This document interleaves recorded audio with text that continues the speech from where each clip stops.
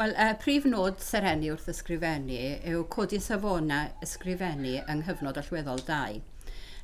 Gall y plant ar athrawon ddefnyddio'r llyfr naill ai fel llyfr sy'n sefyll i fyny ar y ddesg neu i ddefnyddio fe yn fflat. Felly mae modd i ddefnyddio fe gyda grŵp yn unigol, gwaith annibynnol neu gwaith grŵp.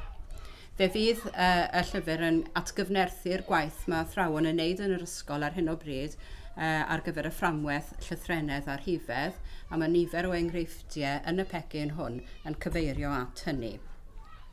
Yr hyn sydd gyda ni bob tro yw nodweddion y ffurf, enghraifft dyddiadur, yn dweud wrth y plant beth yw pwrpas dyddiadur, beth yw dyddiadur a pa fath o iaith dylen nhw ddefnyddio mewn dyddiadur.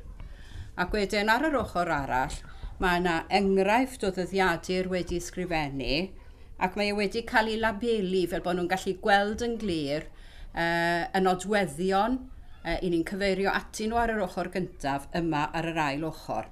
Enghraifft, mynegu barn, dangos teimladau ac ati. Ac yn bwysig iawn ar y gwaelod y meini prawf llwyddiant. Mae'n bwysig iawn bod plant yn gwybod beth yw'r meini prawf llwyddiant cyn bod nhw'n dechrau ysgrifennu. Felly mae'r meini prawf wedi gosod yma, gan ddibynnu ar union natur y dasg bydd athrawon am ddiwygio'r meini prawf.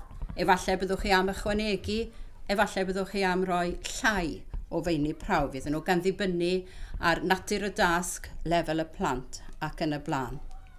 Ond wrth gwrs mae'r paratoi yn bwysig iawn cyn bod y plant yn dechrau ysgrifennu.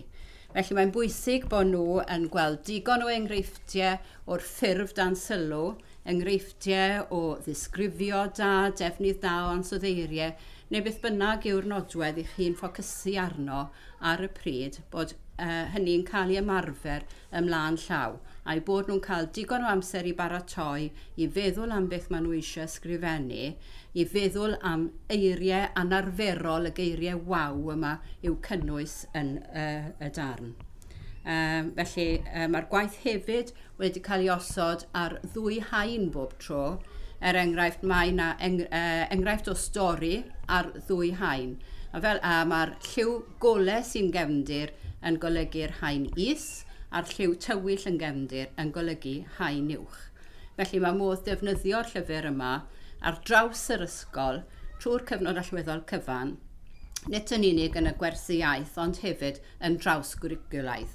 Enghraifft, petai chi eisiau ysgrifennu dyddiadur, efaciwi neu rhywbeth o gyfnod oes Victoria ac yn y blaen.